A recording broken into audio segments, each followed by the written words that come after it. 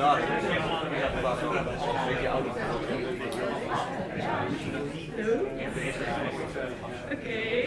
Hi everybody, thanks for coming tonight to Helix. This is our 6th event already.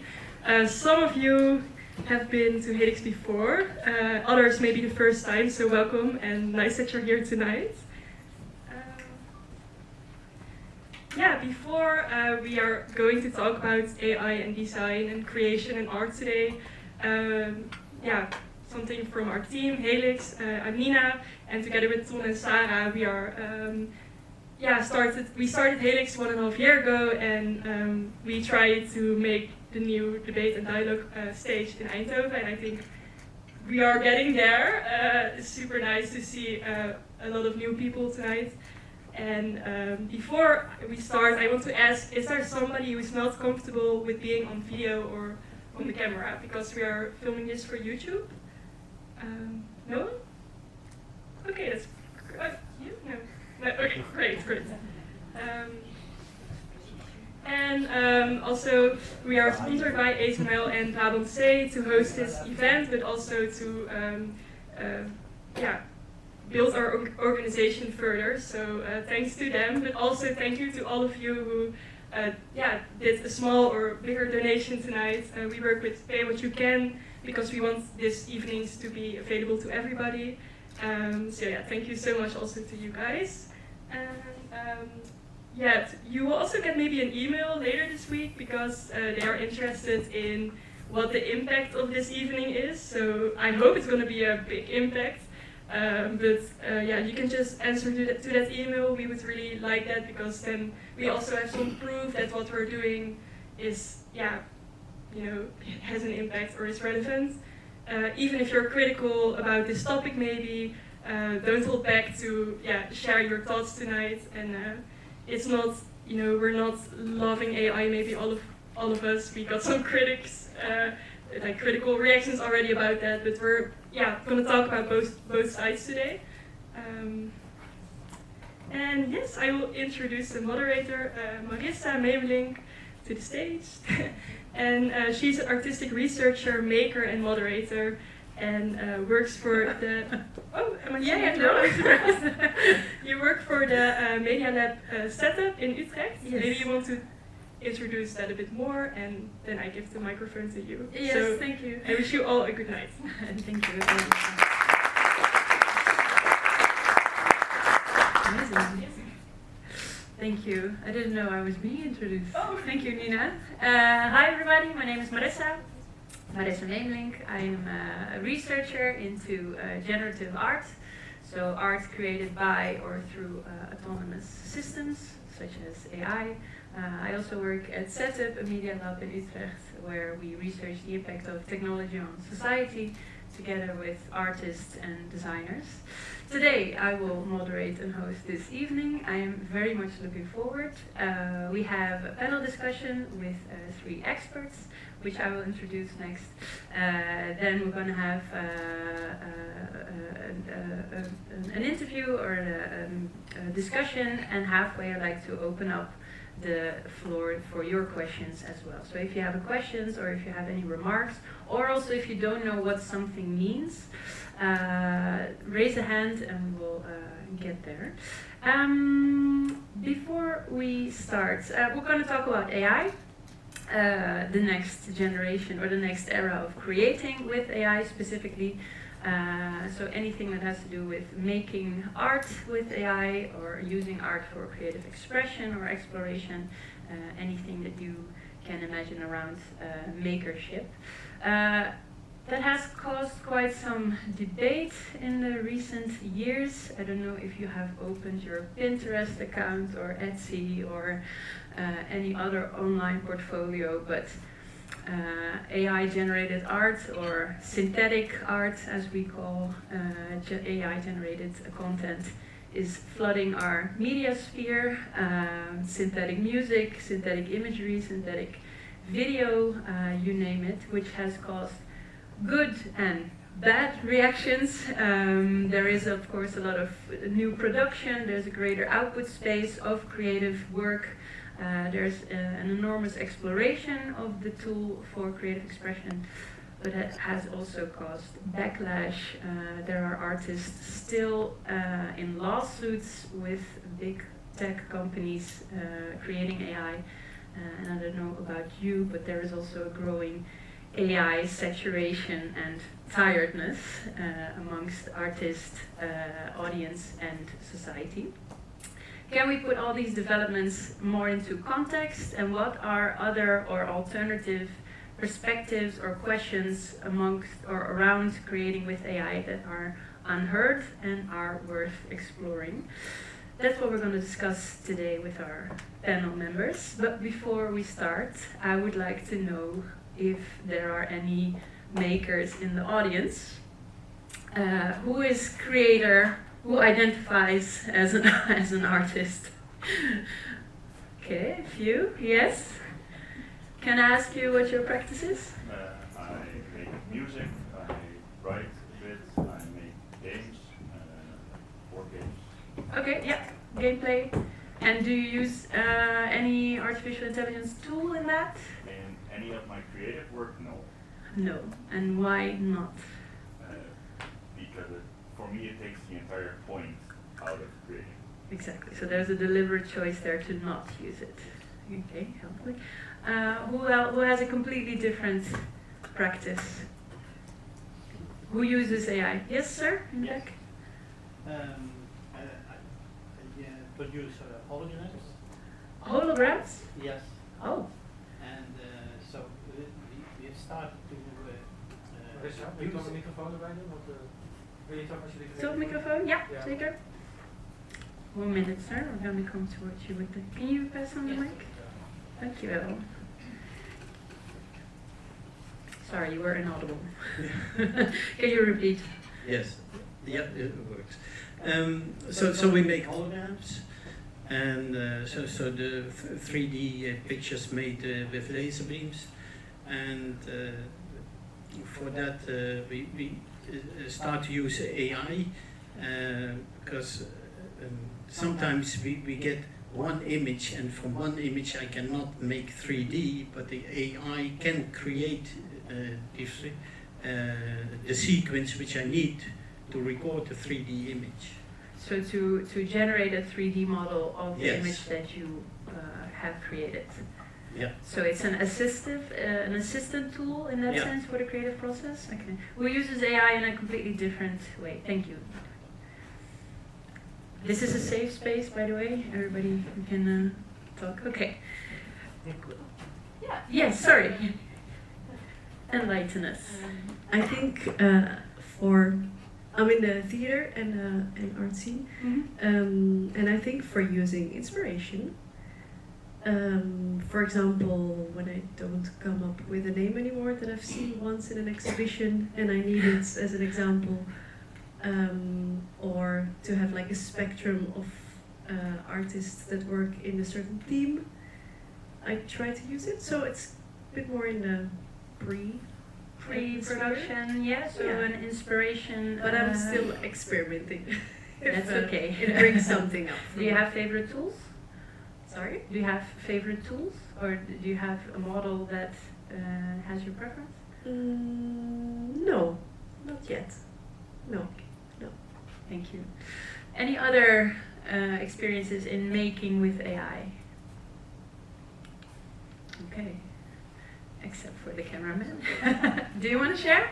Why not? I use it for filmmaking sometimes, but in the pre-production phase, so I need to make storyboards, stuff like that. It sucks for illustrators because we always used to hire illustrators for this, how do you say, process. But now it's just, you know, if you have written a script, then it's very easy to have a storyboard made and then you work from there. But the actual product, no. The actual product being the storyboard, or No, being filmed. the film itself? Yeah. Exactly. So there, Yeah. for that we don't use AI. And if we want to hallucinate, brainstorm, but actually don't want to use, you know, substances to hallucinate, then you use, you know, the old versions of AI. Of AI. Yeah. So how does it feel to rip someone from its bread and butter? Yeah, exactly. Yeah. Yeah. Yeah. Oh, yeah. So like it's just it's synthetic mushrooms, but then you know you can get out of it, and the like what people used to do was I don't know if we can say this, but you smoke something. Yeah. For example, if you want to get in a process. Yeah. And now if you use old like Mid-Journey version 2, then that's exactly what you want. What you mean, yeah. And then So you can go to work. for tripping, Yeah, you yeah, use yeah, it. exactly. Okay, amazing. Well, I like this pluriform ways of using AI. We're gonna, please feel free to ask questions later on. I like how there's already different use cases here in the audience.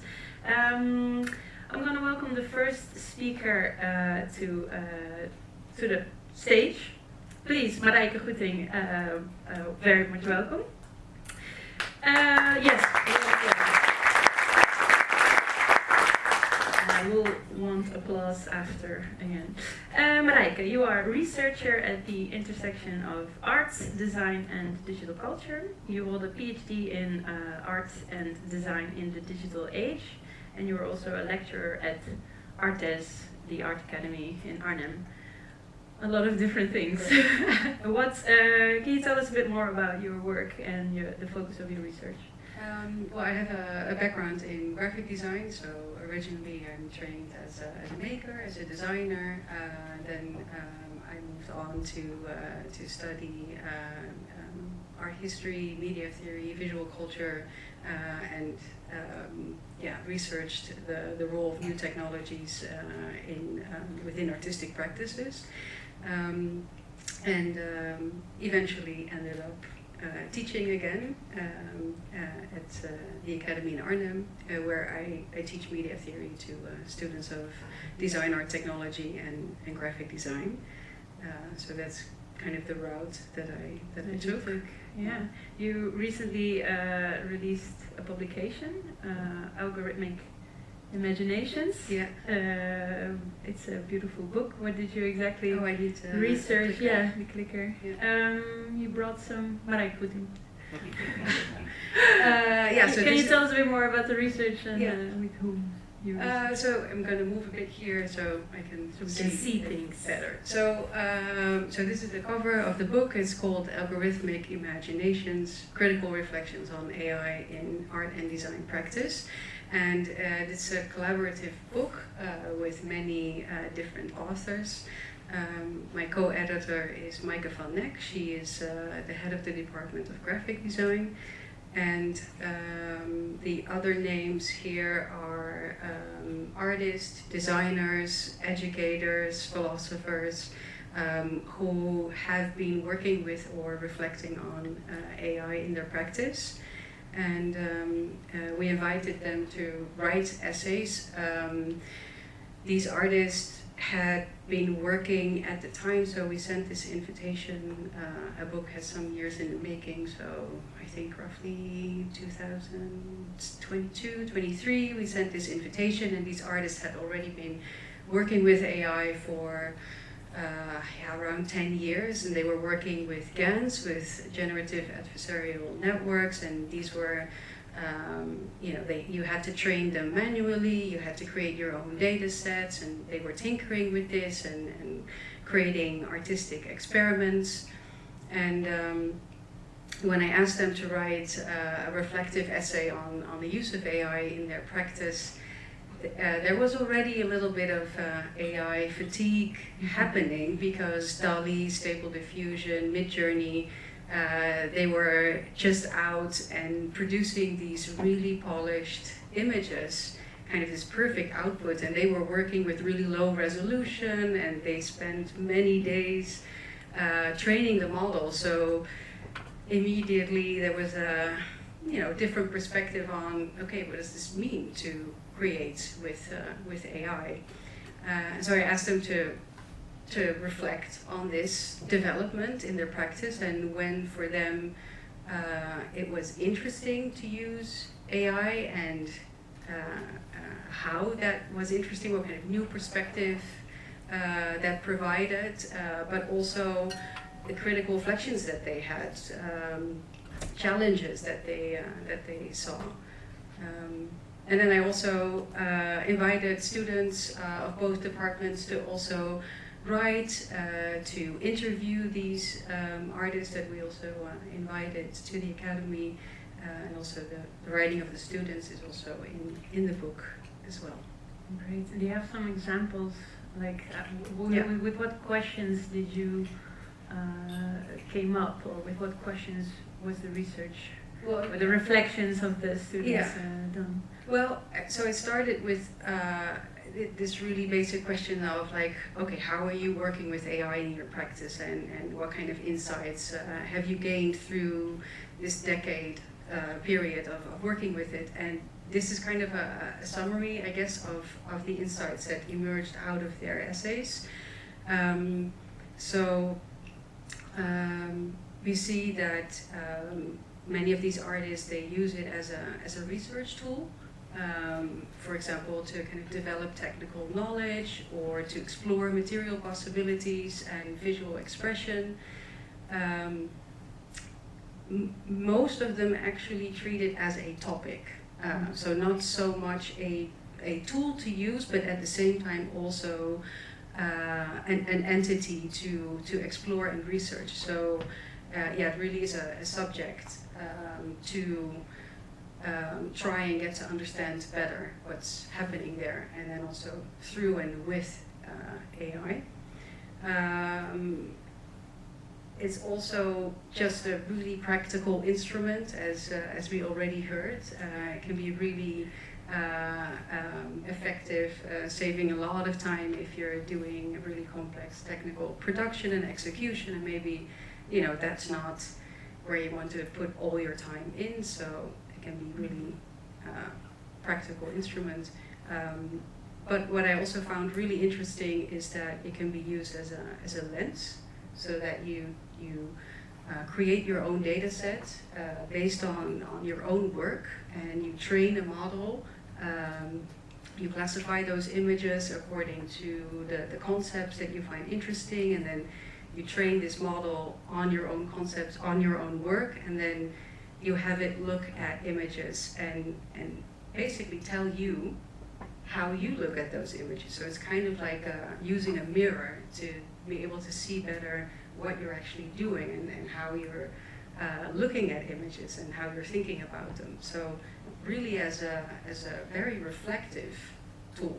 So I thought that was also really interesting. And is it then the machine tells you how you look at your own images, or is it the lens of the machine on your images as an artist? Well, it depends how you go about it. So for these artists who are working with GANs, it was different than if you're prompting, then you're using an existing language model. But if you create your own data and you create your own labels and you train, then and it's still this kind of strange hybrid, half you, half machine perspective.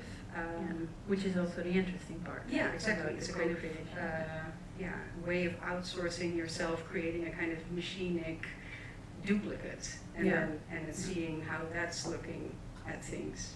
Do you have examples, or is it like?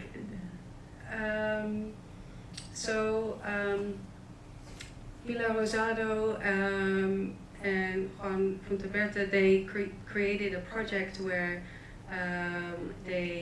it's called Deja Vu, and they're working with a really big collection of images of paintings from Prado, and they are looking at, there's really these classic either portraits or landscapes, and they were interested in, is there something in between a portrait and a landscape, and what might that be, and what might that look like? And you can also tell from the resolution that this is early stage AI, and it has a very recognizable aesthetic by now.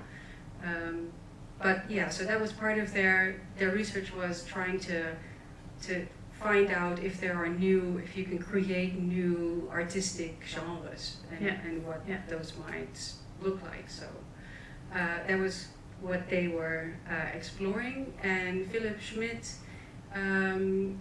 you can also see that this is the image that he got out of the model, which is so completely different from these really polished, smooth images that we can generate now.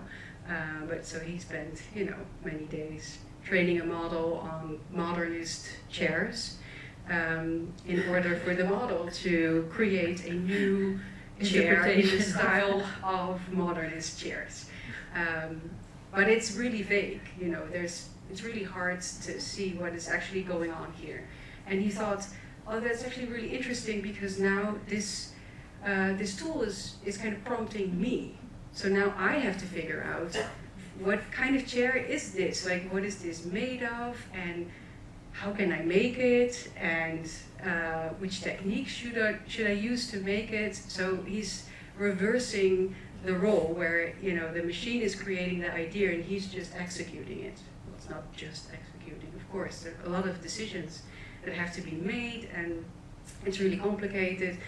In the end, you get this beautiful chair, and he asked a Danish furniture maker to steam bend with plywood, and it's a really beautiful chair. But who can see what's wrong with this chair? There's no seat. Yeah. So, well, you could say the definition of a chair is that you can sit.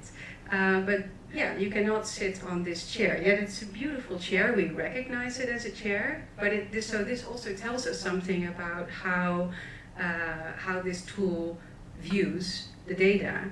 That it doesn't have any embodied knowledge. It doesn't have a body, so it doesn't know that a chair is for sitting. It just recognizes images of chairs and makes a new combination. Or we just don't know how overrated seats are.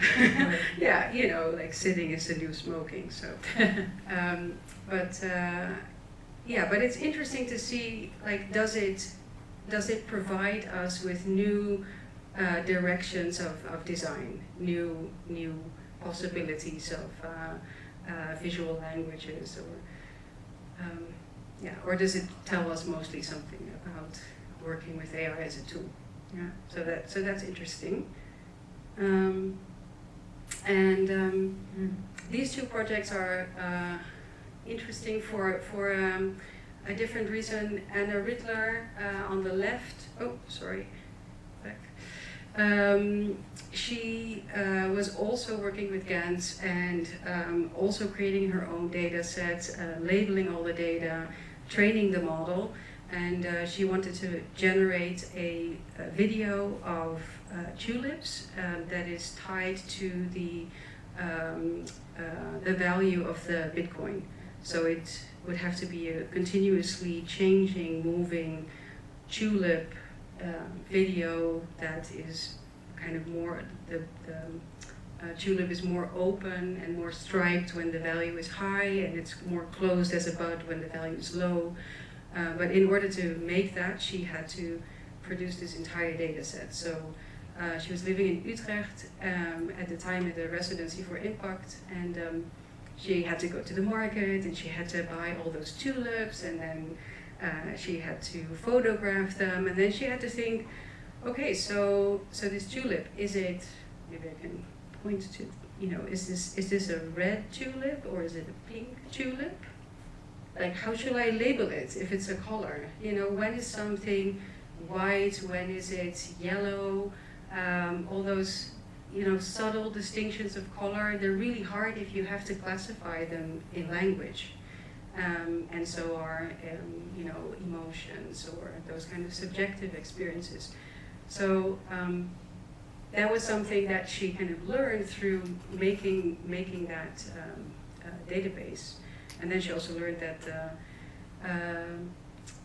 the model had a tendency to over-reproduce like really intense colors, like red. So she had put in like 20% white, 20% yellow, 20% pink, 20% red, etc. But then all the tulips that came out were red. She's like, how is this possible? I create this data set, it's an equal amount of colors. So there's something in that model that tends to reproduce these really bright, intense colors. So then she had to go back and adjust the data set so that there's more of the other colors, so that it's a more balanced outcome. This is really hand labor. Painstakingly. Yeah, painstaking labor, and so that was also, I think, really interesting to see that it can also really be like a craft to work with these data sets and train models. And for Vera, on the right, this is the example that I talked about earlier. If you train the model on your own work and you use your own classifications, and then you have it look at a composition, and then this composition is analyzed, and then these, I think, eggs are, according to Vera, absurd. So the model recognizes this as a certain feeling or interpretation, these really subjective categories that are actually so hard or almost impossible to define. So you get these strange outcomes also. So it's a kind of surrealist portrait that is the result of her training a model on her own work. Or a view. Yeah. Very nice. Are there also some, like, what were the pitfalls that you found in this research, the challenges? For this book, I was really interested in how artists were exploring new possibilities and how they were using it in a very kind of conscious and critical and meaningful way in their practice. But I'm also a teacher, and I also teach students of art and design, and they are not there yet. They are just starting. They're maybe 17 years old or 18, and they have to find their own visual language. And so at the same time, while I see these interesting opportunities, I also really see challenges, but mostly when it comes to education. Yeah. This research tool, that is great when you are a professional and you already kind of know what you're doing and where you're going. Then it's perfectly fine to outsource some of that intense research work. But for students who are beginning, outsourcing knowledge and independent critical thinking is, I think, really tricky. Yeah. And the same, I think, applies to using it as an advisor to suggest ideas or directions or concepts or materials, forms, and techniques. So you're kind of outsourcing your own critical thinking to machine. To the machine. Yeah. So there are definitely some challenges still to tackle. Yes, definitely. We're not out of the woods. Yeah, thank you, Marijke. A warm applause for Marijke. I would like to invite Danielle to the stage. Yeah, sorry. Danielle Arets, you are design researcher, journalist, lecturer, member of the Dutch Council of Culture, the Raad van Cultuur, where you are currently doing extensive research into the impact of AI on the arts, with a final report expected this year. Not this year? No, it will definitely be, hopefully before summer we'll publish the report, okay. But it's in progress. Okay. And it's not specifically about art, but the cultural and creative sector in general. So. All right. So a bigger scope. Indeed. Okay. Yeah. I know you cannot spoil. Unfortunately not, and of course I can take you along the process and share some ideas, but not the findings and the recommendations to policymakers. Yeah. Can I ask you about that? Like, how does that research? What exactly were you asking, and whom did you speak to? And yeah, for sure. Who knows the Raad van Cultuur in this audience? You're all familiar with that, so it's an independent advisory board. We sometimes get asked to come up with advices. Sometimes we do that ourselves because we think it's an important, crucial topic to address. This is one of these topics that we think it's of utter importance to address now, as we already face a lot of consequences. And, well, as you pointed out, really good, I think, that it's a process that goes so rapidly that it's really difficult to keep track of it, and we already face that a lot of creative makers have difficulties to survive, to either make sure that they can be sort of trained well to use it in a responsible manner, but also some of these makers already face consequences, like for instance these voice actors. Well, they can hardly survive, so these sectors are already really struggling. So that's why we think it's about time that we publish what is going on, how this co-production with AI can be either a challenge, an opportunity, but also there are definitely some pitfalls, and why, what we should do about this, about training this AI literacy, empowering the sector, but maybe more in general to see where this huge sector with brilliant minds can be of help in guiding us to this future that is so in development. And the process you ask, how we normally do that, we have a committee of experts. In this case, it's an expert on, a legal expert of the University of Amsterdam, an expert of the University of Groningen with a lot of knowledge on the employability. We have two people that are very knowledgeable on the art sector, also working as an artist, and there's me from journalism. But that is obviously also part of the creative sector. And this committee then consults, I think we consulted over 80 experts from the creative sector, so that's, I think, quite a big research. And these are artists from all kinds of disciplines, so that's dance, theater, design, architecture, well, name it, to get really hands on what's going on, where they themselves feel we should come up with new policy solutions.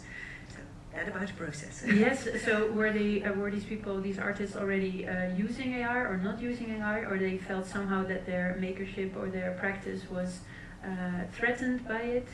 Yeah, a bit of both. What we see in general, and I think some of people recognize it, it's an unstoppable technology. Almost everyone is confronted with AI, whether you use it intensively or not. We are all using Google, and also within Google, most of us don't check the second page, so the first page is mostly generated. So I think it's almost unavoidable that everyone is confronted, but how they use it and how they use it for their own benefits, there is huge differences also between sectors. So there is this, Jasper was sitting in front, was telling last week when we met also about the creative sector and especially the commercial sector. Well, in branding, technology and communication, it's used a lot in architecture as well. They do the math, they do calculations. In other sectors, as dance and opera and theater, as you mentioned, it's very explorative. Sometimes there's pioneers who try out stuff, and it's beautiful to see this tinkering process. But with some sectors, as I mentioned, the voice actors, they face huge consequences, as are the translators, and you can name a few. So there's huge differences in this field that is so, it's a very wide field. So it's, we try to pinpoint that for the different sectors. Yeah. Can you, because indeed there are so many different things, so many different, I think, type of creative output as well, either for commercial, like advertisement, or more highbrow art that is more leading more towards fine art. So the outcomes, I do want to ask about it. Maybe she gives it. No, but like the balance between threats and opportunities, how is that distributed? Like, I feel there's a sort of a doom and gloom, hanging over the creative industries right now. If it comes towards AI, it's mainly seen as a threat.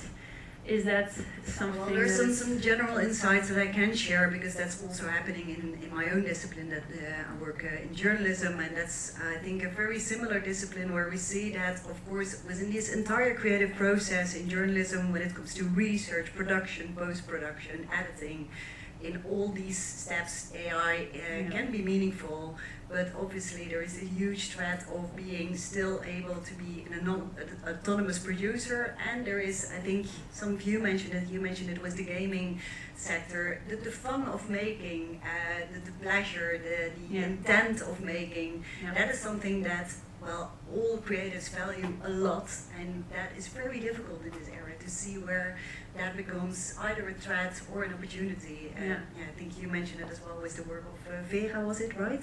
Yeah, That it can be a very interesting research and opportunity to also challenge yourself, the labeling process, learning about colors, seeing where that can add value.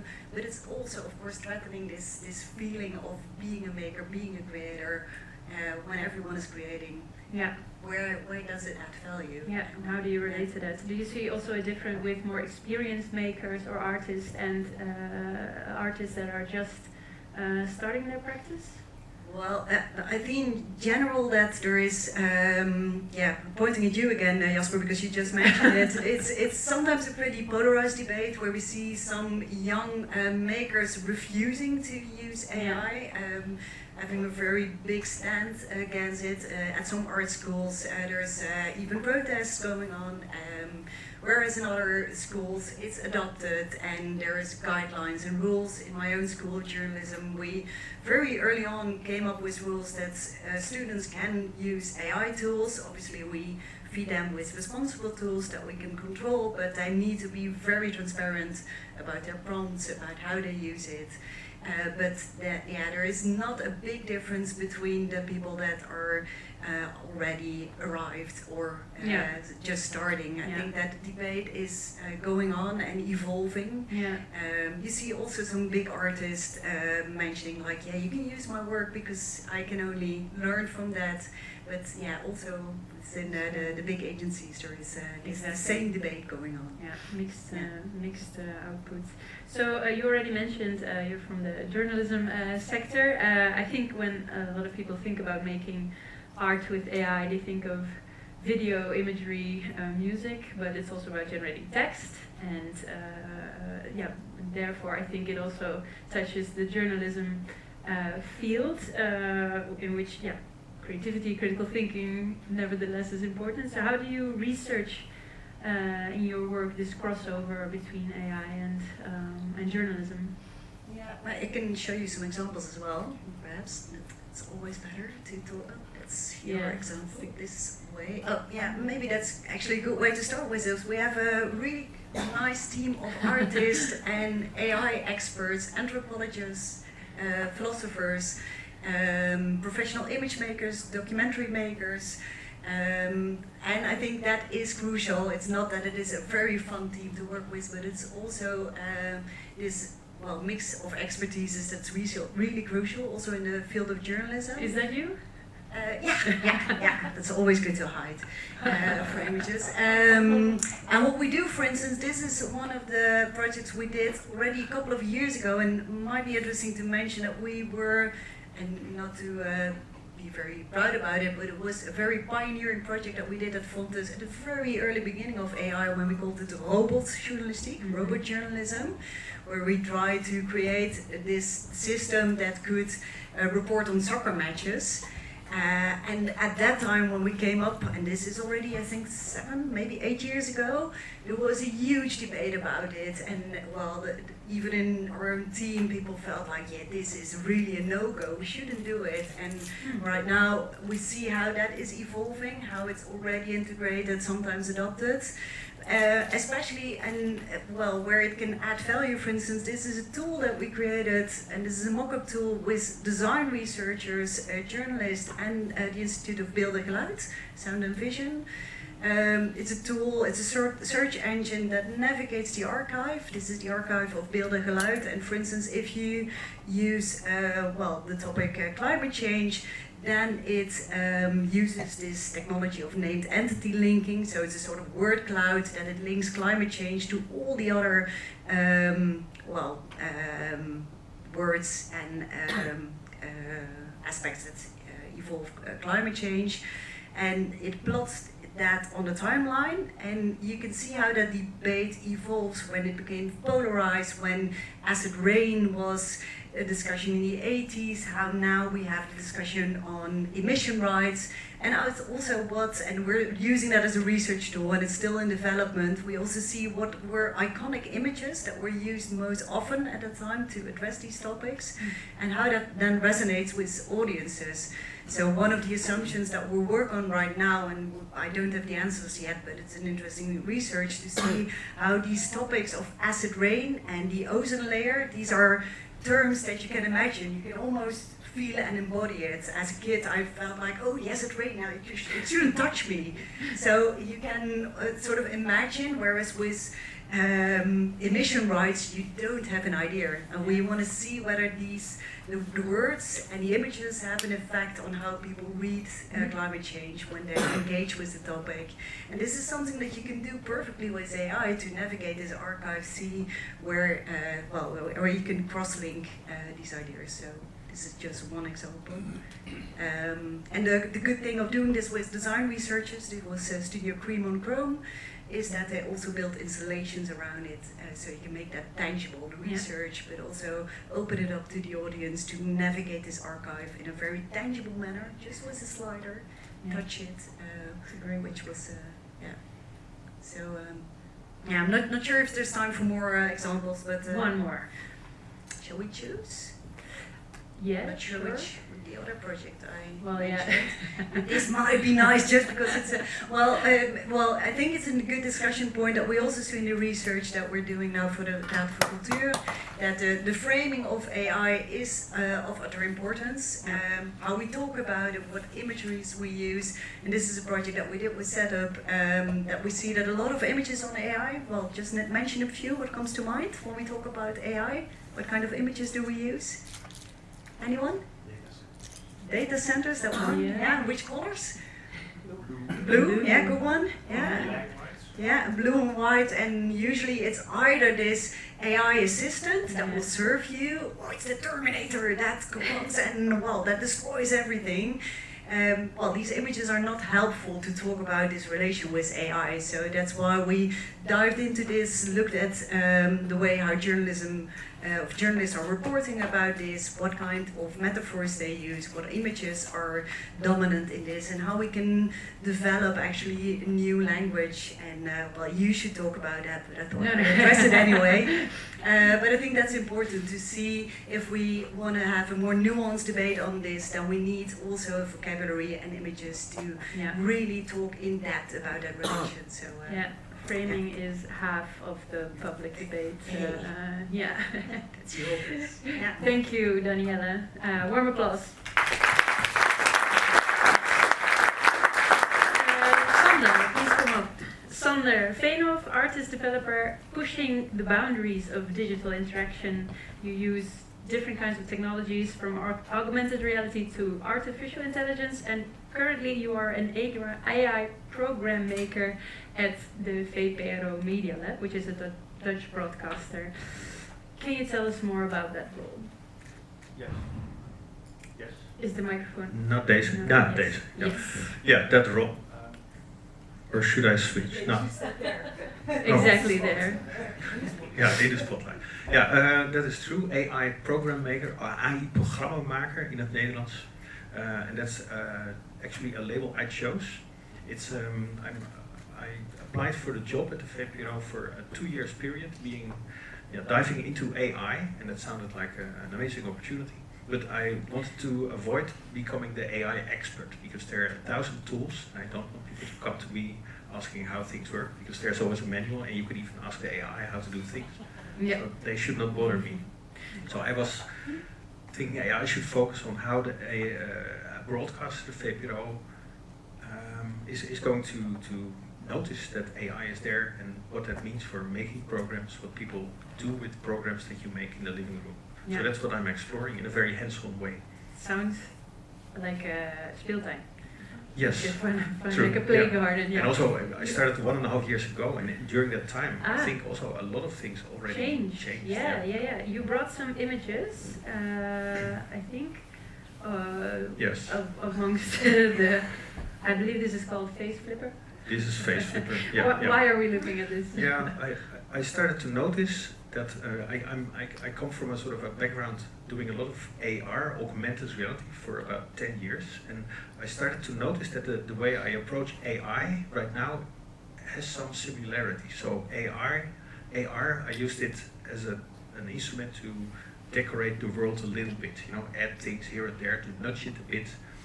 And also I like to use AI in that way as well. I will have some examples.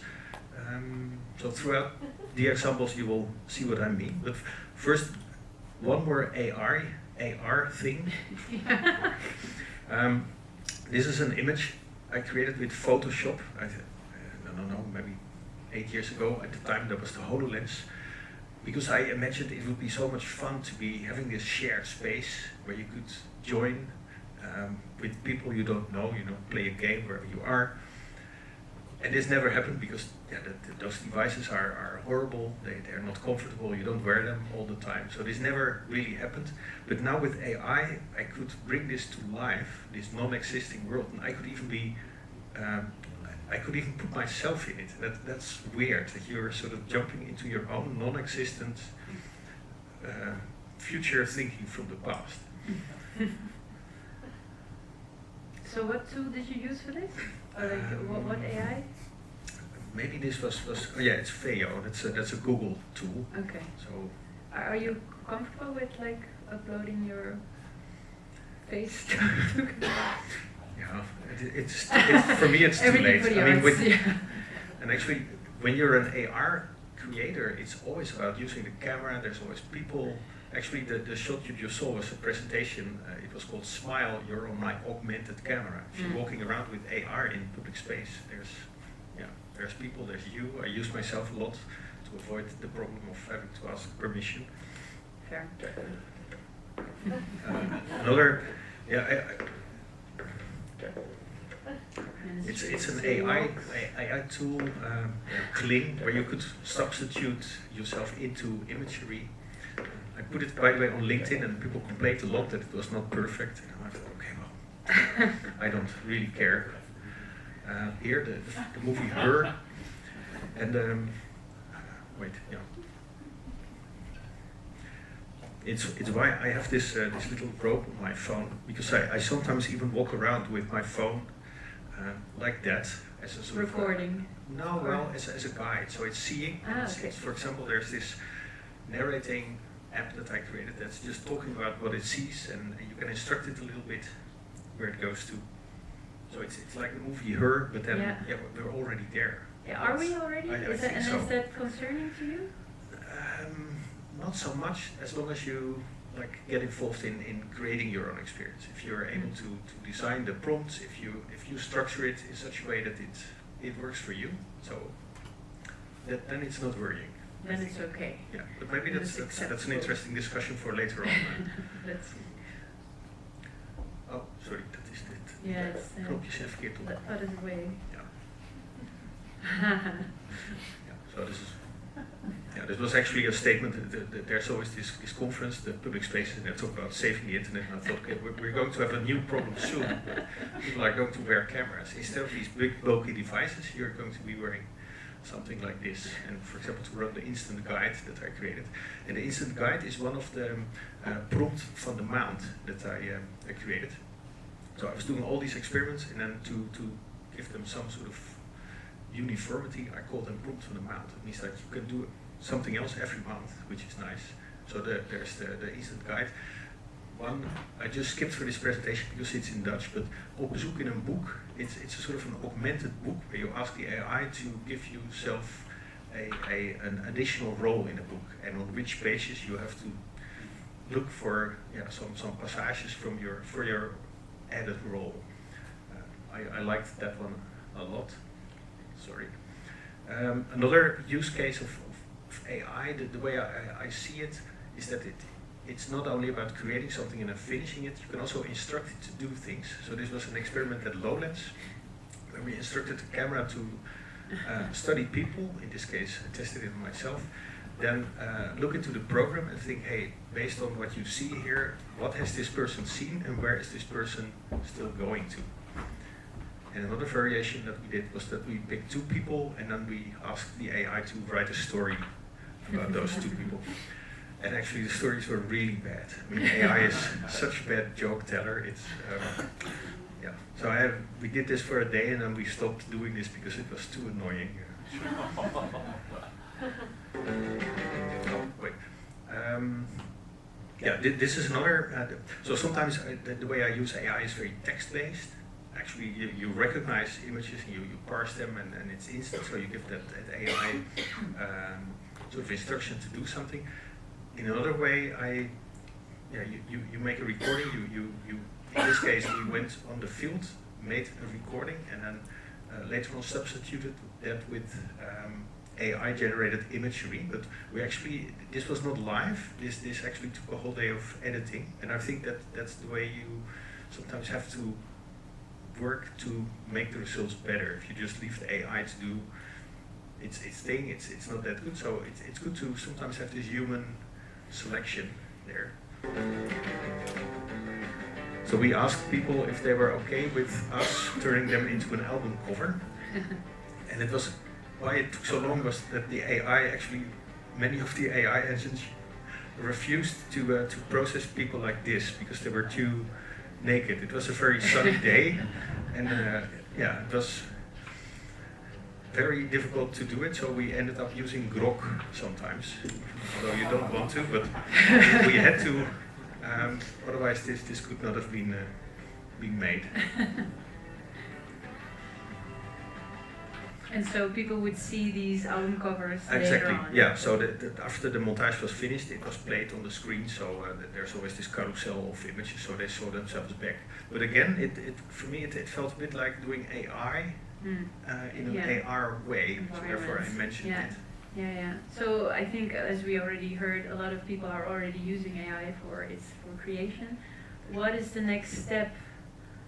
Yes. In your view? Well, the thing I started to explore is to use AI as a sort of a mechanism between people, and that's also because when you use it in the world around you, there's people there, and so the sort of shared AI in, for example, this is a Pluk de Nacht, a festival. Here 2 AI voices were talking to each other about the movie that was going to be played, but then the whole audience could nudge these voices.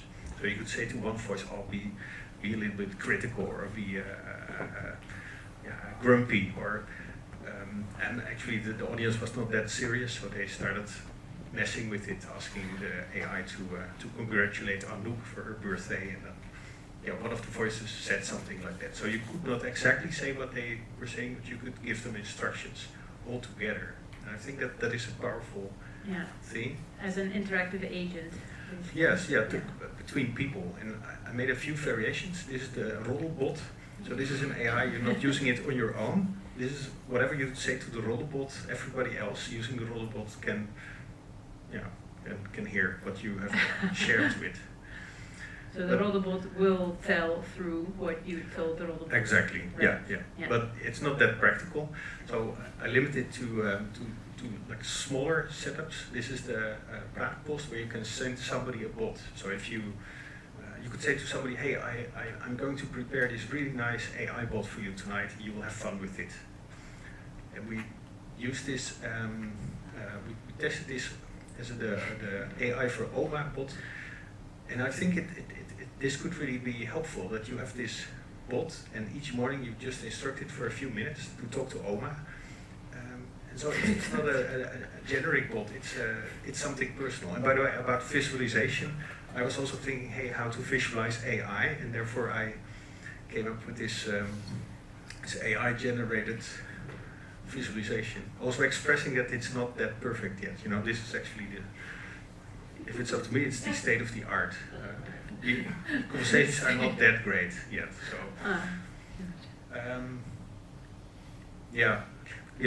When I'm making these things at the VPO, I make a lot, so each week there's something new that people sometimes don't have the time to use it. Therefore, I made this solution. This is a bot dating website. This was around the moment when Clawbot was launched, and here you can specify your bot, and it tries to then date another bot.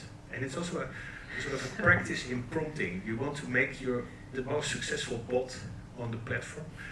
And after a while, I've now implemented this label where it says that your bot is not very popular. You would not see that on a very regular dating site, but here you see, oh, my bot is not very popular. Actie. Romeo 2 reageert hierop met zijn kenmerkende poëtische maar krachtige taal, bevestigt zijn stevige botten en stelt direct een concrete tijd en plaats voor om de date te realiseren. Sparky, wacht af naar test. Geen berichten voor 15+ min tijdlijn, test langst inactief. Random afzender, Sparky. Marina, wacht af naar Viola. Geen berichten voor 15+ min This is a 24/7 dating. As long as somebody is watching. When there's nobody watching, it shuts down because it's too expensive. So is this the future of I think so, broadcasting yes. that you envision? So maybe not so much the dating bots, but this to have this sort of AI bot in your home, being sent there by the broadcaster that watches with you during the program or tells you what to skip, or maybe even generating a program that's exactly what you need. If you want to go somewhere and you're coming from somewhere, you could even make this personalized generated content. Mm-hmm. I do think that's something to explore. And then if you, besides the content, you can also do the visuals. In this case, if you find this more exciting to watch, this is Fruitlove Buitenhof. Fruitlove Buitenhof. Fruitlove Buitenhof. Yeah, so these two things, I think in the living room you're going to mess with all the content that's there for you. And for me that's great because I'm not that patient. So for example, an interview here with Sam Altman, they were asking him about like how he sees the future of our life and the software and blah blah. And then I just fed this to Google Gemini. I said, okay, please watch this interview and make the software that they talk about. Yeah, so Sam this is the CEO of OpenAI. Yeah, OpenAI. And this is after 10 minutes, this was what it came up with. So instead of watching the whole interview, you can see what they're actually talking about. And I did it a few times on various things. Bakker in Paraguay, I did actually manage to watch this because it's a good series. Yeah. But here I asked, okay, can you please turn this into a SimCity game? This is a sort of the vibe coding revolution that's happening now. That this takes just a few minutes to write, and then it takes a few minutes to produce, and then you can play it.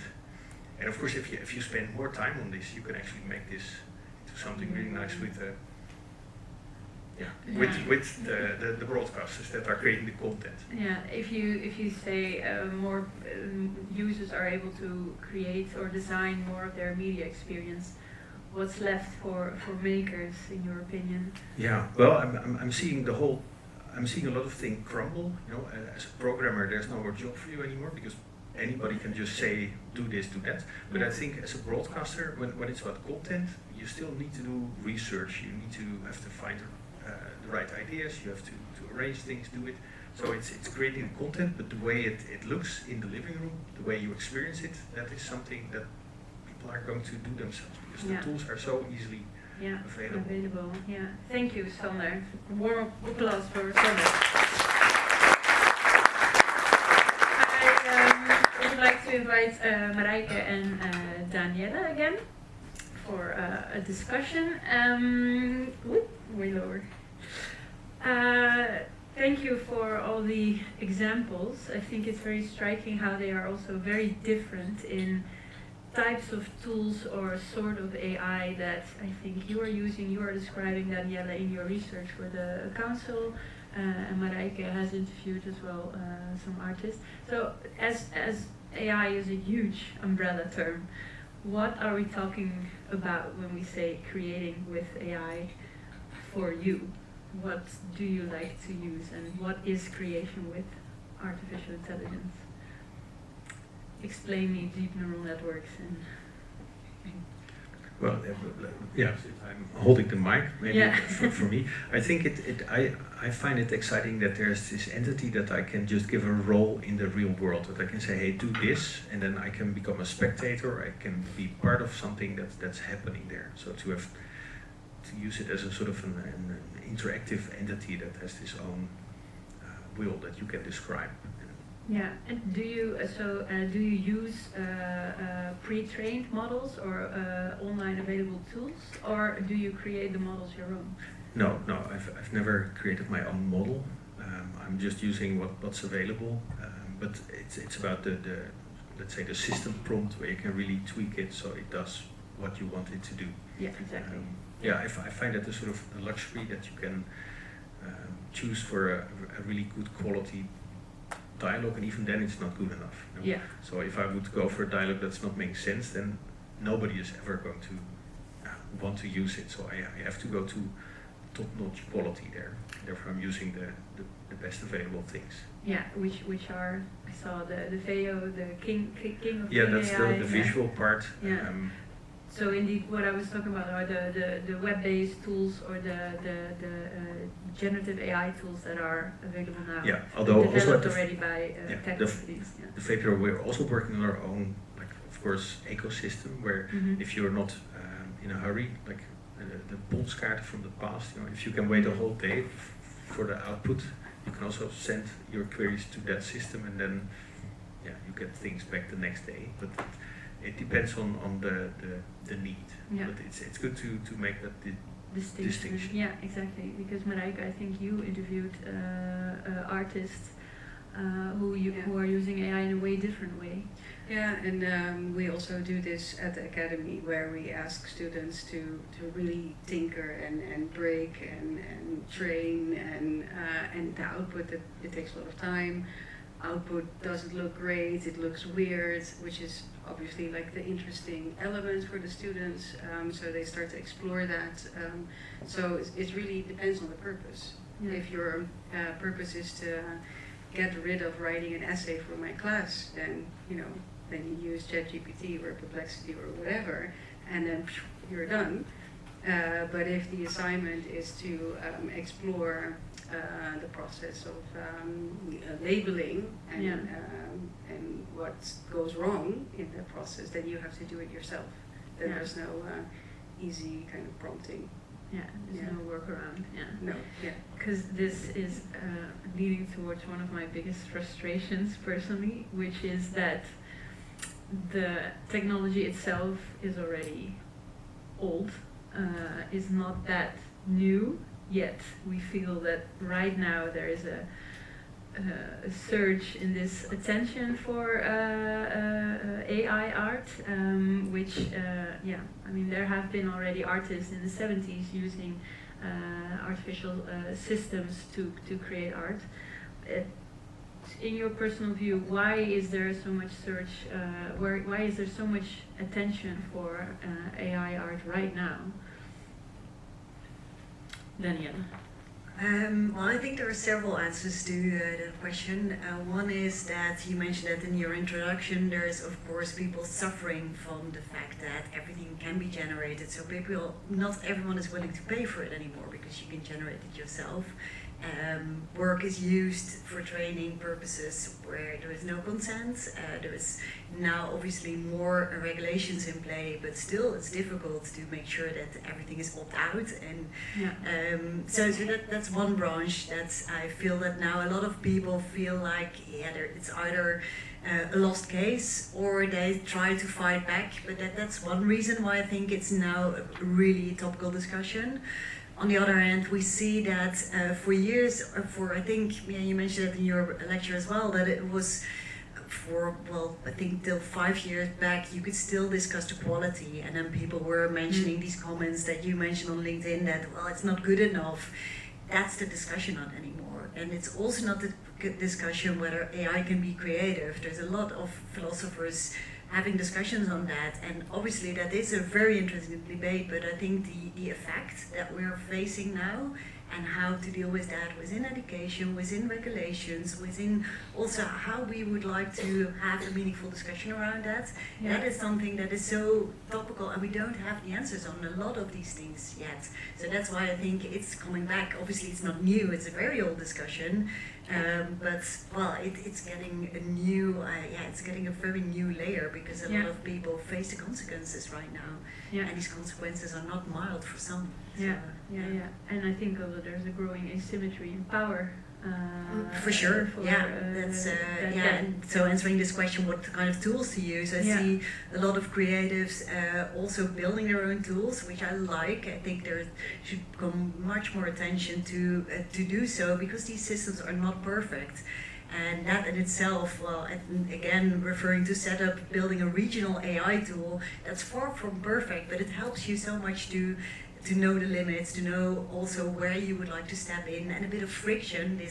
And all the technology is seamless right now. It's very smooth. It does always what you ask to do, and that's not helping you to become more creative, more attentive. It's making you even more lazy. So these tools that are very imperfect are actually really fun and can stimulate and enhance creativity. So I think it would be helpful if we start making more of these tools ourselves. Of these imperfect tools. All imperfect tools. Or at least the tinkering process in itself helps a lot in understanding. Which also is like, not everybody has that chance, or not everybody has the knowledge to do so. I mean, it also requires a lot of hardware, a lot of power, so therefore it's also why we still need coders. Exactly. I think it's not that field isn't done. I think if you really want to create your own new tools, you can use AI for some extent, but if it isn't working, the code, you do need to understand what's not working and how to fix it. And sometimes that process can also be extremely tedious in trying to figure out what's not working and how to get it to work. And if you don't have that understanding, then you're just not going to get there. So I think still that is necessary. Yeah, and I think also, of course, for the fine-tuning, or for the sort of the refined gaze that human artists have, it will always be necessary. Sander, how do you look at this? You're nodding. I'm seeing there a risk that people will be okay with things that are good enough. So we're really going towards a world where everything looks fine, and then the finance department is happy, the marketing department is happy, because things are done easily, and maybe there are still some things to fix, but there's not enough time for testing this stuff. So, but by the way, the things are now developing so fast that you can just keep asking Claude to fix it. You say, hey, it's still not working, fix it. And you get another coffee, you come back, you say, again, fix it. So sometimes you have to do this 10 times in a row, and then still not touching any piece of code. In the end, you really feel useless. That's what I noticed, that after spending a whole morning as an artist, or you think the AI as a person, as a human, the only thing you say is fix it. And are you so and that takes me hours, and then you want to have this automatic fix, like keep doing it. You don't want to even say fix it. No, you get this really weird way of treating time nowadays, when things are costing time. And how do you, because to me, when you make something, there's a lot of trial and error, a lot of iteration. That is part of the creative process. To me, it looks like if you just ask Claude to a large language model to fix something, or to come up with something, and then fix it, and then fix it, and then fix it. How do you feel as that whole process of the trial and error, that as a person, as an artist, that adds value as well to the I see the risk, but it's very recent. I think it's like a couple of months. In my team, we said, do you remember how we did things in the past? And we're talking about like half a year ago. Yeah, exactly. But it is true that I come from a time when this. I've been creating my own things for 10 years, and there have been these evenings or nights where you sort of pull your hair out because you want to get it fixed, and you had to fix it somehow. And it's good, because then you learn. And I think now that's a big risk, that you don't learn anymore, because you're not going through the struggles. Or at least there's a shortcut to knowing, or to having something done, but without the proper understanding, or the fundamental understanding of something. I find that very, like, the friction, we need the friction, I think, sometimes also in our creative process. But as I'm very curious about, do you notice amongst fellow makers or artists, or I think you, Danielle and Marijke, with your students, do you notice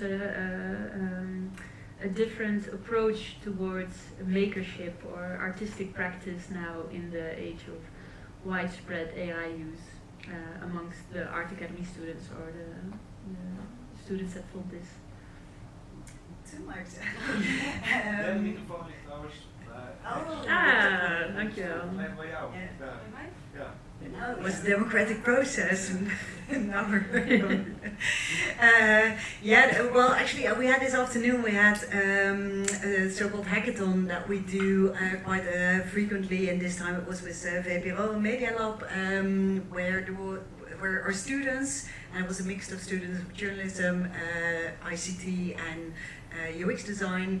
They had to come up with new media concepts, and usually these hackathons, of course, they have a specific lineup, and in 2 days they can create beautiful outcomes, and they still do. It was, as usual, a lovely gathering, but what we see that usually the prototyping process, that takes a lot of time, and that is that we trained, I taught at the Design Academy for years, we trained students always to come up with scrappy prototypes, because if it's unfinished, people can add ideas. It's a very open invitation to add ideas, to think along, not make polished versions at the first time, because then you close the discussion. But what we saw in the hackathon today, that already at the first brainstorm there are beautiful mock-ups. They look stunning, and it's very helpful in this creative process. But on the other hand, if you ask people to think along, it's immediately, it feels like it's done, it's finished. So this process is definitely changing, and some aspects are interesting and for the good. But I think in order to co-create, to think along, it's sometimes very helpful to see if we can make it scrappy again. On the other hand, it's also, of course, in different businesses for architecture, it's very helpful to have these beautiful mock-ups right at the start, because people can imagine, can feel with you, the assignments become better, and so it's very discipline dependent. But I think in general, I think you touched upon that the learning process. When it comes to education, it's sometimes you definitely would like to experience that you pull your hair off, that you have these nights thinking like how to fix it. That is learning. That is what learning is about. This aspect of encountering with yourself, with your limitations, and that is I think definitely changing. And maybe there's some interesting things that come out of it, but. I think you touched upon that as well. Yeah, I think also I can imagine that for students it's really hard to compete with the visual output that these systems produce, and then you have to start drawing something or photographing something, and it's already or writing something so perfect. So then where do you start, or how do you start your creative process, or how do you compete with this polished output? It's really hard. Is there are students or perhaps also more scared now to show something? Do you notice there? Some are also refusing AI, like neo-Luddites. Like, I am not using AI. Neo-Luddites. Can you explain shortly? Well, this moment in the Industrial Revolution when workers were protesting and kind of demolishing the automatic looms. And so this is a kind of new contemporary version of that, although they're not able to destroy these machines. They can at least reject it in their process, and others are using it, but it's and then maybe are not so aware of what it means when you use it in your process, and if it helps you further and how. And yes, it's very easy. That's also so tempting. It's like, you have this really amazing chocolate pie in front of you, and you're saying like, no, don't eat it. And so sometimes they do. And then it's really hard to figure out, like, what is this doing for you? How are you learning? And as you say, friction is really important. Learning is by definition not easy and comfortable. And if that's your solution. It might be good to also stress, I think, because we sound very critical now, I think there's definitely a lot of opportunities. You mentioned that already, that it helps you in the creative process, and I see that a lot with professionals, that they also challenge themselves by asking even more questions. For journalism specifically, in order to prepare for an interview, they now really try again to come up with a better interview sheet. So sometimes it definitely helps to support critical thinking. No, definitely. And I also think that like this whole technology, I think is often put, if we also talk about framing, in the frame of efficiency, which I think a lot of technology or technological developments is put into. It has the promise of making our lives more efficient, therefore more productive and more easy. So in that sort of search for more efficiency within the creative process, within the low fidelity prototyping, can we use it then? But then indeed my question is, what do we lose if we continuously strive for this sort of efficiency, whereas within the friction there's also a lot to still gain. Sander, I think I'm also curious if to what extent the expectations of the audience has changed now in relation to AI. If you make something with or without AI, how does the audience react to that, or has expectations from that? I think for an audience sometimes it doesn't really matter if it's created by AI in a few minutes or if you spend weeks on it. You don't care. You look at the things you get in your hands or the output. But what's happening under the surface is that now there's creations that nobody has any knowledge about. Things are given to you without any guarantee that it actually works. Mm-hmm. We're at the VPRO Media Lab, we developed a label, sort of a warning sticker we put on our vibe-coded things, saying, hey, it's temporary, it's what not is finished. Vibe coding? Can you explain Vibe coding is the moment when you're actually not coding anything, but you're just telling what the thing you want should be like, and then it's there. From the large language model, from the chatbot. From whatever. Prompting, the best one is called Lovable. It's where you can just, in 5 minutes you say something and in the end you press publish and it's already online, so everybody can use it. Wow. But how good it is you don't know. So with this label, we communicate disclaimer. Disclaimer. It's unfinished. It's temporary. All your data can be lost, and also don't call us. Any liability is. Okay. And I think more people should do that, because there's going to be this. It's like what we've seen with all the AI slop, all the AI generated videos. Now with these platforms, you're going to see so many creations where the creator has created something in 5 minutes, but didn't spend an hour testing it. But it's there for you. You think, should I spend my time on this?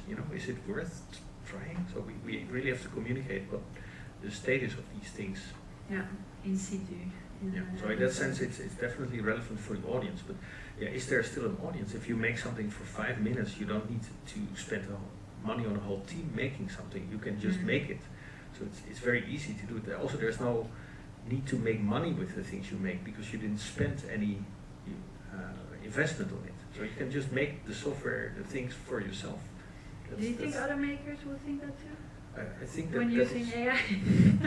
I think we're almost getting to that phase that when you don't like a tool, or if you many people have this agenda thing. You never find the right agenda app, right? There's always something that you don't like. Well, then make it yourself. So easy. Yeah. I think there's going to be this explosion of new creations, but it's not art. I mean, it's personalized. It's still creative expression. But maybe answering your question about the audience, what we see that there's a sort of paradoxical relation that when they don't know whether it's handmade or generated, they a lot of times don't see the difference. When it's told afterwards, they value the human production more. But that differs a lot, and in most of the occasions, they really don't care. Right. I wonder if that's the case, because as Sander, you're explaining like how easy it is to make something, how quick you can do it, how easy that is, and so I think that's also understood by the audience, and so I can also imagine that audiences grow tired of this kind of these products, and all these discussions, happening underneath images like this is AI, no, it's not AI, yes, it is, look here, and don't waste your time looking at these images. So, and I think, I'm curious also, actually, for the audience, I would like to know also from them how they Thank you how for they being feel the bridge. about AI generated. Are there any content. questions in the audience? Or remarks or frustrations may also, anything has a place there. Because I think indeed what you referred to as in, there's a whole fight, there's a whole discussion in the comments like this is AI, and therefore we should discard it as art. Or as worthy of your time to look or at. that, Which begs the question, like, can we enjoy anything that is synthetically made, or can we enjoy computational art? Can we be, as amazed or feel in awe by something that is partially created through artificial intelligence as much as we are in awe by, an artwork made by a human? I think we can. Yeah, But exactly. there's also Exactly. inflation.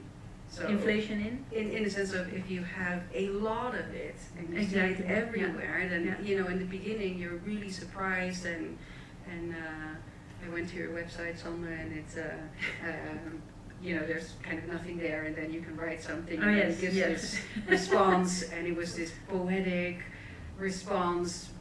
I don't know, probably based on some text that I guess, I don't know, that exists on the web about what you do. And then yes, you can be like, oh wow, this is so interesting and amazing, but if you then see it over and over and over again, this inflation, then at some point maybe you're like, you're I get the saturated. trick. Saturated. Not Actually, about my necessarily- website crashed and I had 1 minute to sort of fix it before so I said, do something, Fix it. Really? Yeah. And you screen recorded the... No, I don't even know. I think it's just writing text, but it's I made a screen recording for you. So okay, great, thank you. No, but I want to react on another thing, that you get tired of the stuff. I also teach at the Rietveld Academy. I do Art Academy in Amsterdam? yeah, the topic I do is called augmented realities, multiple. But then, of course, AI also needed to be part of it. And we noticed that when you create something in a minute and you project it big, that sometimes the reaction was like, wow, it looks like real art. But then after you do that for a while, it becomes boring and you think, well, it's not that good. So the next step I then discovered is that I now let them make a triptych, where you have to make 3 AI-generated images, but they need to be together meaning something, or there need to be some kind of story, or it's about what did you pick. And that makes it, again, something else than just AI-generated things. Right, and is then the curation done by a human, so Yes. the meaning is added Well, or imposed by the human? if you manage to make that through Triptych AI, in that's a- also yeah. fine, but it's more challenging to make 3 things together instead of just one, because one is not that spectacular anymore. Which is, I think, also part of the what you do as a maker or an artist. It's your artistic eye for creating this meaning or this composition and harmony together, which makes it interesting. You mentioned also the fatigue and the saturation of AI. So I'm really curious how you go against that with your work, or how do you relate to this fatigue that is growing, and how do you vouch against that? Yeah, I've always, in whatever I did, I've always had this fatigue. So when I did augmented For reality AI all this time with augmented reality, and also at the Rietveld, when I started doing digital art there in, I think 2008-9, it was always like, I can touch it, and there was always, and it's not relevant, there's always something, but it's also gone when you're not trying it out before. I mean, then it has become something common, and it's not spectacular, or like Second Life, like virtual world. After a while, nobody wanted to be there anymore, but I had a good time there. Before it was sort of desolated. So with these things that are new and people don't know what to do with it, I would say just play with it before it's too late. Right. So right now we are in this weird exploring phase. We have no clue what it's all about. Yeah. So whatever the fatigue, if you start messing with it without somebody else telling you what it should be like. I mean, Yeah. there's nobody telling you what it can do and what it cannot do. It's for us now to find Right. out. Yeah, we're perhaps in this in-between spot where there's not, the whole AI application hasn't kind of found its way in a Yeah. certain sector or in a certain That's form. amazing. Like, can you Yeah. imagine the moment when the internet was first there? You could create a homepage. and it wasn't there. That excitement there. We're back in that same situation. Yeah. So there's a. Do you kind of see it as a wild, wild west now, where it's like still room for experiment, in that sense? Did you feel that you need to make use of that? Yeah, I do feel that. Yeah, but maybe also my examples showed that, Exactly. that I'm yeah, not I sitting think so still. too. Yeah. Tanya? Though I think the Wild Wild West is probably not the best framing. I think we need some guardrails when it comes to about the use of data and how we Yeah. make sure that we get paid for the work that is trained or that you have specific rules and guidelines. That's definitely needed. So I think you're perfectly right that you should experiment and learn through doing. Yeah.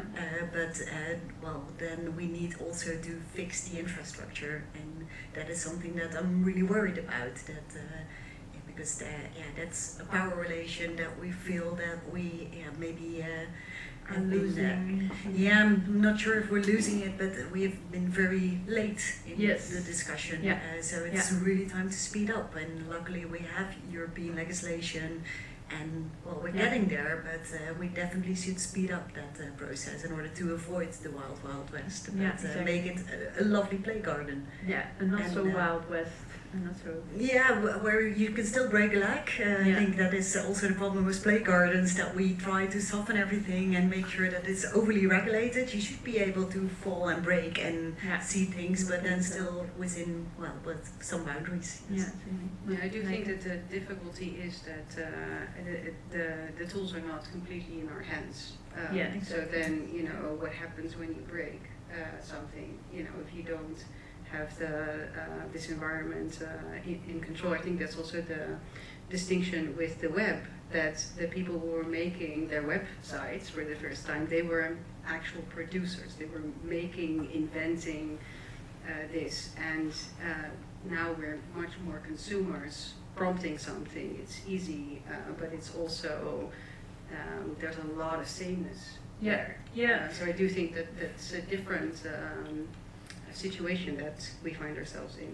Yeah, I think that is also one thing I would wanted to touch on is the sort of if we talk about the AI slop and the saturation, it is mostly because of this singularity of sameness, the sort of the same sort of aesthetic and how you say the contents, the inhoud of the imagery or the music, whatever, is converging to the same stuff. What do you see happening in terms of this sort of creative output and what it does for our creativity as a whole? That there's this convergence towards, kind of a monoculture of creative outputs. Yeah. Well, yeah, that's your colleague, Sienna Rose, who also wrote an essay for the book. Talks also about it's kind of like this Ouroboros, the snake eating its own tail, where it kind of feeds on its own output. And then when you remix something and you remix that and then you remix that, and then at some point the patterns get exhausted and the output becomes the input. Yeah, or the exactly. input becomes Yeah, the so input. if synthetic data then is the training data, which is more and more happening, then I think it is a big question. Yeah. What this is doing to our culture. And Do you think this technology therefore is sustainable at all? I'm inclined to say no. But No, you're inclined to say no. You say? Yeah. Yeah. And why is that? Why are you inclined? Well, maybe it's shaped by my position as a teacher, that I'm interested in, that what I really value is this process of learning, and rehashing the same thing does not lead to to gaining insights. And so I don't find that sustainable, then we can also talk about the environmental impact of these technologies. We can talk about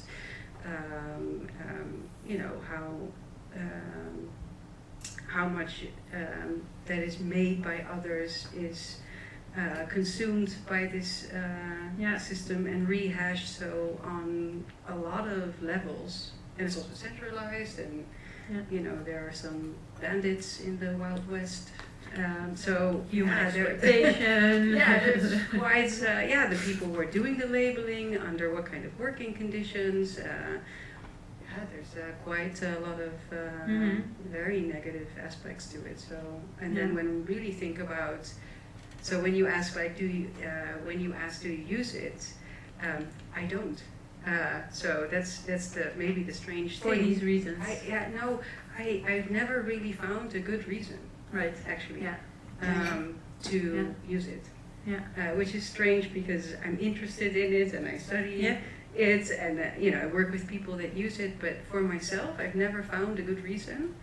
And then with using it, I think you mean the web-based generative exactly. AI large language model tools that are there now.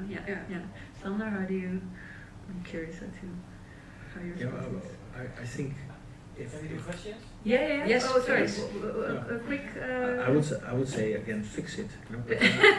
Sander, it's challenging. I mean, you have to compete to companies that spend so much money on these things, but it's definitely in need that we need to do this properly. We know where the problems are, so then do it better. Better inputs, better systems. So, and I think that will definitely come. So. Because then you can finally use it with a good heart, If the system is. I'm looking for this moment when I'm like. Might take a while. It makes me happy to use it. Exactly. I have not found a situation in which it actually makes me happy. Did you ask it to AI? Did you ask? Find a usage for me that I'm happy with. Yeah, that it sells itself to me. No. Are there any questions in the audience? Sir, in the right corner. Do you want to have a mic? Yeah. No. So, as teachers, at some point you have to judge the work of the students. Is there a different set of criteria than before? And is authenticity still a criterion? Good question. Is authenticity still a criterion? Thank you. Danielle and Marijke, I think. The evaluation process definitely changes. So in the case of journalism, we do these assignments that they have to do the writing with no Wi-Fi, just at one specific moment to see if they still can master the skill.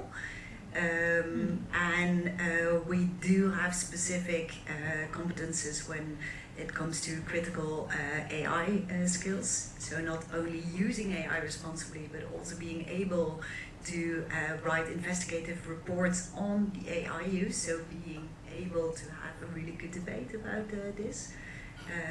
So that changes. Authenticity is not really a competence in journalism. It definitely is in the arts. So I'm not sure how you do that. Yeah. I do think it has a big effect, and actually a positive effect.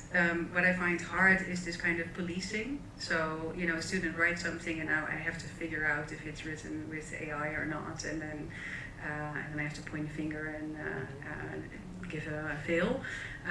This approach I'm not really a fan of, so I'm actually more interested in what is it that we actually want our students to learn, and then in the current situation, what is the best way for them to learn it? And then we can say, well, we can ban the tools, and so they have to do it by hand or whatever.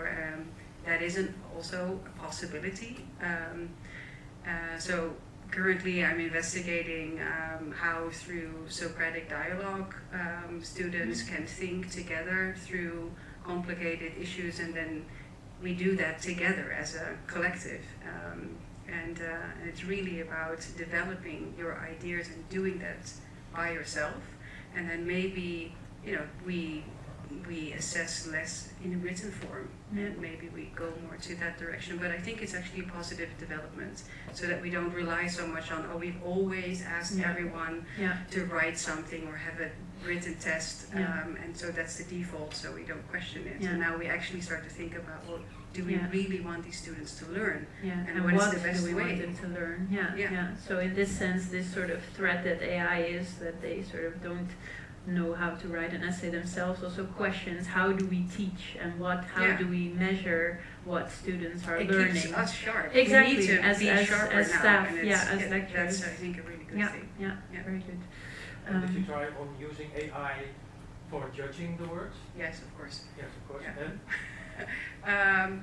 So wait, so you used AI to detect if AI was used? Yeah. We have AI plagiarism software, and then we can use that. And then there are also many different tools, and then they get, different outcomes. So then sometimes I also need to assess those tools. So then I use my own writing, and then sometimes it's like it's 100% AI, and then I know like this tool is this software check, this AI checker isn't good, and then I have to.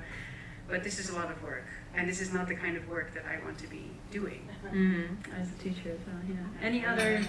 Sorry, maybe to add to that, we developed together with our colleagues from ICT some AI agents to also help us in the evaluation, to give feedback, formative feedback during the process, and students can actually choose themselves whether they would like to have different kind of feedback and different agents, so being even more critical and challenge themselves, which is actually nice tooling that they can use. But we're still in a very experimental phase to see where it's helpful or not. But so are these like AI teachers? Yeah, sort of. But of course there's assistants, but then students choose themselves whether and how to apply it. So it's more a sort of guidance that they can use as a sort of backbone. So there is a human in the loop. Have you thought about an AI education entirely with AI teachers and AI assistants and an AI generated diploma? I know a lot of people have thought about it. I think we're in the same place where it comes to what education is. So I think that definitely needs the social skill. There's one question here in the second row. I've got a question about authorship. Internationally, there are some experiments to create labels to distinguish for the end consumer between human-made books and, artificially made books. Is it something that you find interesting as well for the Netherlands? To have such a label that the end consumer can say, okay, so this book was written completely by AI, or this book was written by a human being? So a label if something is created so by that, specifically books. That you can know, okay, so this book was written by an actual author, a human being, or AI was used, or it was completely generated by AI. I think a lot of these labels are already in place. I think it can definitely be very helpful. Also, transparency is key when, again, talking about journalism, but there is definitely guidelines that we should be utterly transparent on how and where to use it. And I think that is the key. Also, labeling whether it's AI generated or human written. There are a couple of side effects though that we see when we use these labels, and when we use them quite frequently, it can also backfire. That people feel like, now I don't want to use or know anymore where it comes to AI and when it comes to human. And if it's, for instance, a video production, and you have these these labels coming up, it can be also very confusing. And we see there's a lot of research going on, and it's in development, but I think in general these labels can be helpful also to protect the author. To protect the author. Yeah. What do you think? I think it's an interesting idea to have transparency about this, and that at the moment there are books being made by artificial authors which are being bought by libraries, and I find this a very disturbing development.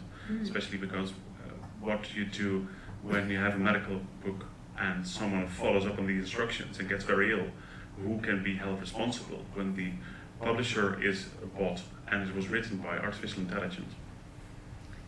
So these books that you mentioned are medical books, or like non-fiction or fiction? At the moment it's mostly non-fiction, which is bought because these are very specific themes, and libraries are interested in niche subjects on which they don't have books. Right. So they buy them, and without knowing. It's made by AI, mostly made by AI models who came to be able to do this by stealing from actual authors. Right. Yeah. I didn't know this was going on. It is. Thank you. Have you bought such a book? And how do you recognize, like, what gave it away? Well, the thing is, when you actually read those books, it's rather easy to recognize that it's crappy. But you can't always judge the book by the cover. Oh. So you, once reading, you recognized. Yeah, well, publishing house Hachette recently had to withdraw a novel which was read by actual readers, and they discovered this is AI slop. But this was written officially by an author, who then had to acknowledge that it was written with AI. And so it was. So it was, you call it AI slop, so it was deemed not good. It was not good, and critical readers saw it was not good. Yeah. But I think the real danger lies when we do not immediately see it's not good, and we rely upon printed facts which aren't actual facts. Yeah. And that's why I'm interested in the idea of labeling, to know when and how can we hold people responsible, and where in the chain can we detect this. Yeah. Thank you. Are there any other questions or remarks? In the back. First in the back, and then I come to you in the side base. Hello. Hello. Thank you. Yeah. So, what I would like to ask right now, when we are discussing these topics, we are talking about a lot of human agency, how we are involved in the decision making. We are like, we can reject or collect this, don't read these books, or like we can choose handmade art over AI art right now. But on the other hand, these big companies, almost $1 trillion companies, are fighting so much so that we don't get fatigue. We like these AI options better than human creation as much as possible, as fast as possible.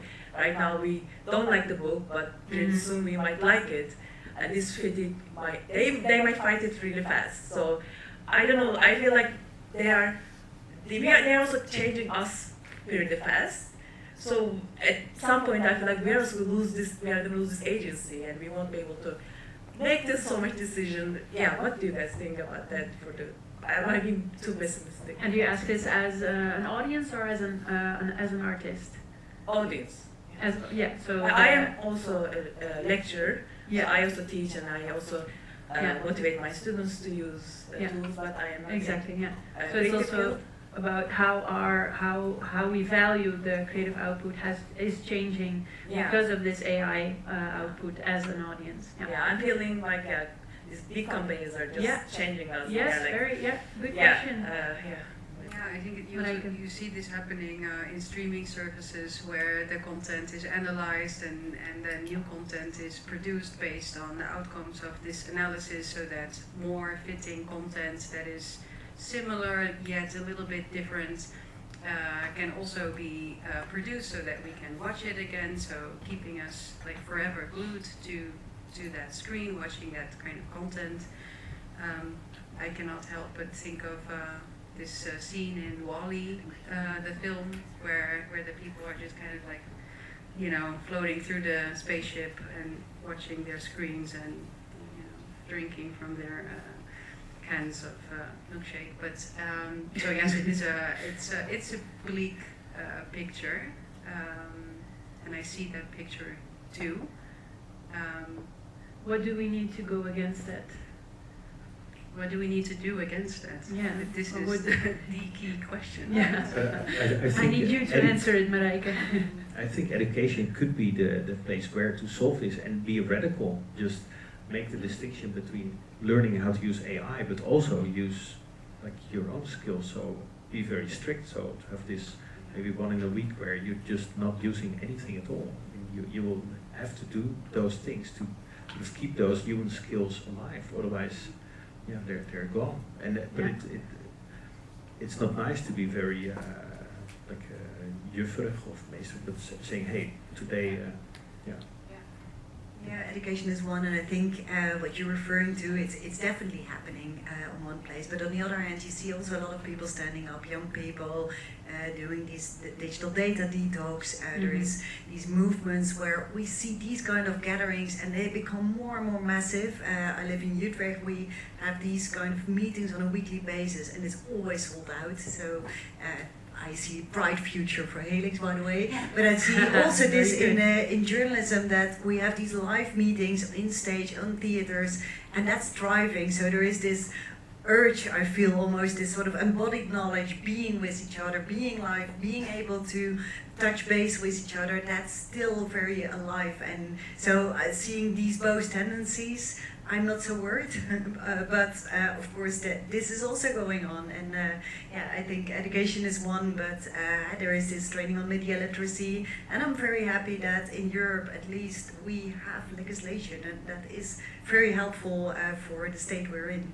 So when we now have the European Act also demanding us for these high-risk tools to have risk assessments to make sure that authors are paid by, I think that the things are about to change for the good.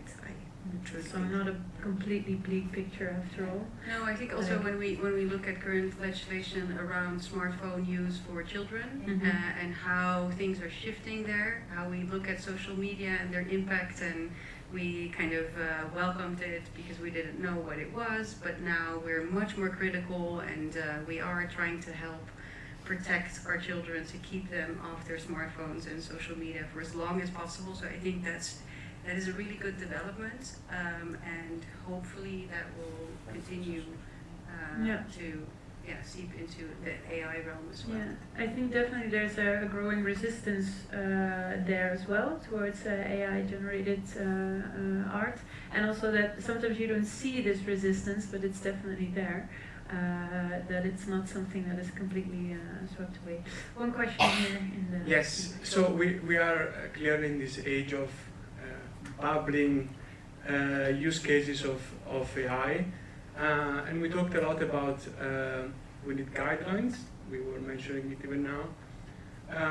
But for me there is even a discussion that needs to be done up front, which is about a common lens to look at technology adoption. As long as we keep changing the way we look at things as technology evolves, we're going to keep changing the way we look at it. So even the legislation is going to keep running behind technology until we all agree on a common lens to look at it. And I wanted to ask you if you see this, the importance of creating such a common lens, and at which stage of the process are we? Yeah, good question, thank you. Is there a need of a common lens, and where are we? The answer is there. No? All the answers. You have? Just ask me, I'll tell you. So, of course, I'm here also very much struggling with all these topics. I remember this video from, I think it was a first live performance of Kraftwerk, and it was electronic music. And I remember how the audience reacted to it, because they really revolted. They turned their backs and they left the stage. It was like the first public show of Kraftwerk. I don't know if anyone has ever seen it, because they just couldn't handle the new. Right. And the funny thing is that I feel a bit the audience of that show right now. That means, in this age of AI. Yeah, and that what I'm comfortable about is I'm on the creative side of things, where I'm always about progress and moving forward, being the creative, like trailblazer. And suddenly I'm in this crowd, kind of debating on all this, like fear and dread and fatigue, and it's I feel very uncomfortable about that. I think it's always the creatives who are like trailblazers with new technologies, specifically defining all these kind of new, like insights, new ideas, new directions.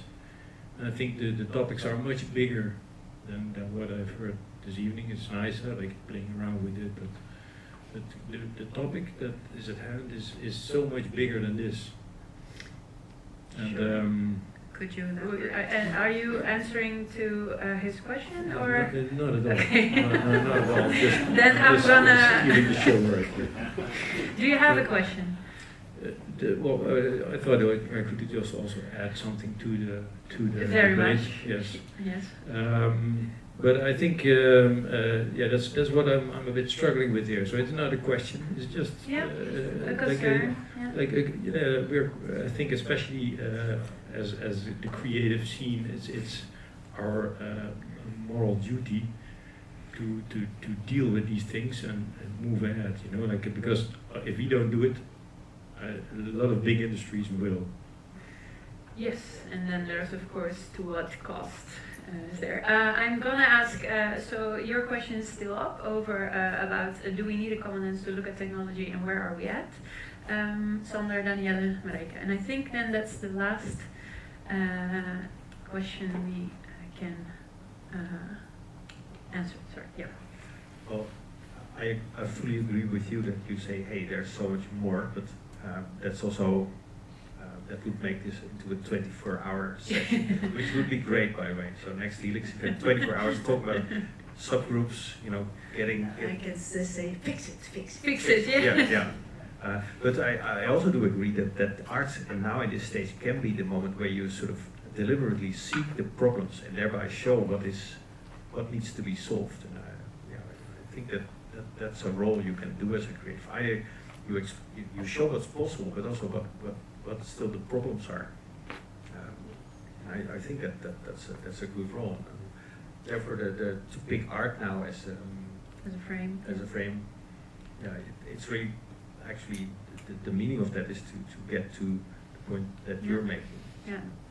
And this is also not, of course, we don't have all, we're right in the middle of all these developments, so this is only a snapshot in time about how we think about this. But I do want an answer on the question that the sir in the back has. I can try, but I think already by posing this question as if technology can be separated from society, I think it's almost an impossibility to have a common lens. It's always so integrated with every technology, how it changes our relation, how through tinkering it changes how we look at things, and that's also very sector specific. On the other hand, I think by lens you mean a sort of common language, common understanding of the implications. I think their legislation definitely is helpful. Of course it's running behind and it's lagging behind quite a lot, but still it's helpful, and this language, it develops through the tinkering. It's not that I think we can have a common frame and a denominator to say that that's the lens we should look at it, because in my field in journalism there's different ethical guidelines than you can do working also in journalism, but then having more space and more freedom in tinkering with media concepts. So I think that's very sector specific, and there was this question, or you mentioned, maybe it's not there to stay. Well, in some disciplines, it's definitely there to stay. It's already so much adopted, and I think that lens is not the lens I would like to use. So a common lens is a difficult one, but I think when we talk about how to use it in a responsible manner for also when we look at sustainability, ethical guidelines, making sure that the data is spread equally, that it's trained on a diverse data set, all these aspects that we value from a European perspective, and more maybe from a human perspective, that is definitely a discussion that I value a lot, and I think it's an important discussion to have, and there's a lot to gain from that. But one lens, I think that's a difficult one. Yeah. Is that answering your question, or? Yeah. I think also the legislation is only half the part, but I think indeed the critical thinking or the tech critical society holding that up is of course something that we all need to foster, and that might be the common lens that we need. But I got one short, and then we need to wrap up. I was just gonna say that it's very hard to fix this thing. That's the wrong question you asked. Yeah, fix it. Well, no, I think it is really crucial to have these debates, but we now see that, with the advent of this technology, it raises all these questions about what it means to create, and so we cannot rely anymore on previously established notions of what creation is, and so we need to figure that out. And so I do think it's maybe unavoidable that this will be in movement. Mm-hmm. Yeah. I think we're gonna close with that. I would like to ask you one more question on or as a takeaway that you think, what is an interesting frame or artistic guideline that we can use to explore this creation with AI in the future, or perhaps something that you're curious or cautious about? I'm really curious about a collective use. So what you were proposing with the Roddelbot?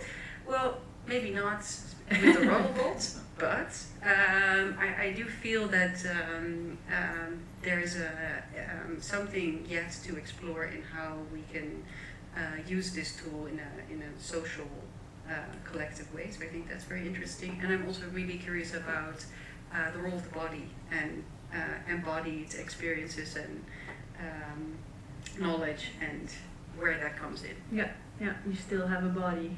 Yeah. That is something, Daniela?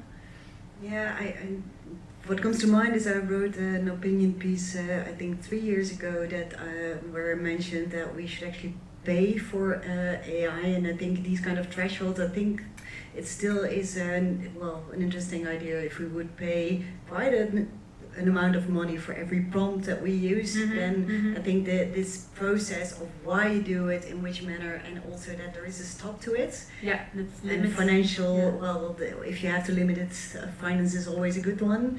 I think that's an interesting idea to think of. Yeah. And Sander cannot play anymore. Oh, Sander cannot ask. You'll get a discount. Sander, will you be? I think everything always goes in waves, and I do think that when everything starts looking the same, you will try to make things that look differently. But I do believe that we should go for let's say a slow Friday, where you send somebody a personally written mail, you get some personally written feedback back with the statement like, hey, I wrote this myself, it's my brain, put it in words, and it's there for you. I think there's going to be this re-appreciation of things created by humans that for sure will happen. When everything is becoming so boring, that it will be... I'll write you a letter on a Friday. It will be great, and you will actually feel the things then. So really exactly. Through that process of AIification that you to reverse that again. Thank you very much. Please give a warm applause for our